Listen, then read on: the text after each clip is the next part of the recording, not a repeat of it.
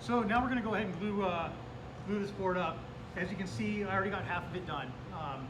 I like to do this in 2 stages. I got 10 pieces here, and trying to keep track of 10 of these things, do it fast enough so that the glue doesn't skim up and a lot of stuff like that. It's just way less stressful to do this in 2 stages. So we got all my other parts here. We have them all numbered in order. And the first thing we'll do is scrape off whatever little fuzzies are left over from the domino machine. Because if you get one of those little chips in there, it could keep your glue joint from closing up. Try not to do that. Out for that.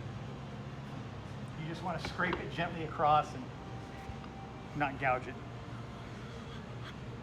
There we go.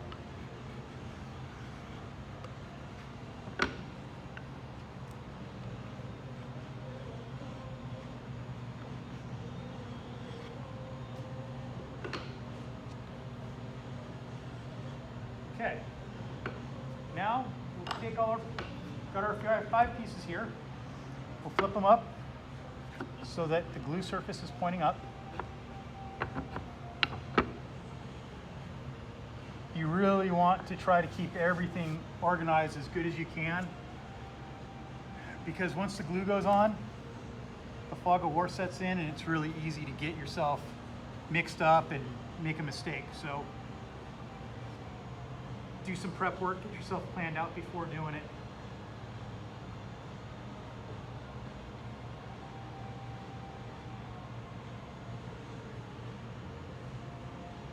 I go through a lot of glue.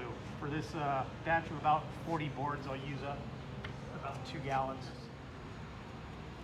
Get that glue spread out good. I like to use the brush because I have such a large surface area here. I can make sure that it's all evenly coated. All the edges are nicely covered.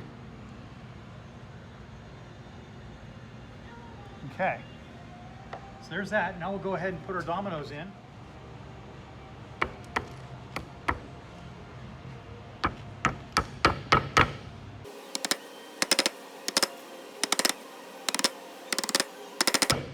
There's a lot of glue in that one.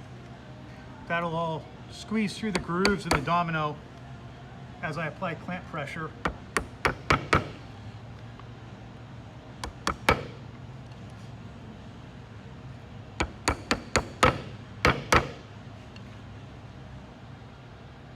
Okay, now grab our other part here, flip her up, put a little dab inside each of your slots.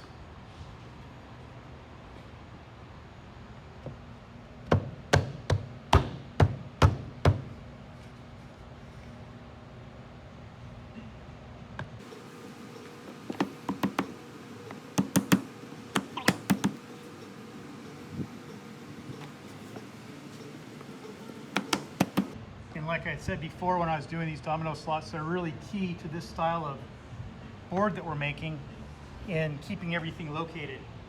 If you don't have, if you're like making one of these at home and you don't have one of these domino cutters, you could always use dowels and a drill press. Just jig it up so that you're always locating off the same spot on each time, and you should come out fine.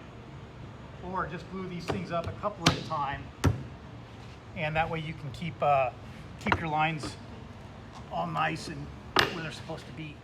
Put these clamping cauls in, because clamping in this direction with this end grain like this, it's kind of weaker. So if I just used a couple clamps, I might not get a good squeeze between where the clamps are, so the cauls really help out a lot. So now that they're in here, we'll just squeeze these your 2 bottom clamps just until you can kind of see some squeeze out across all your boards. Then come in with the top clamp,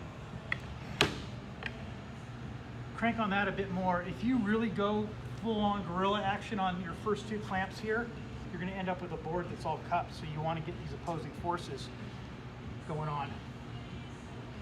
And just kind of work your way across until your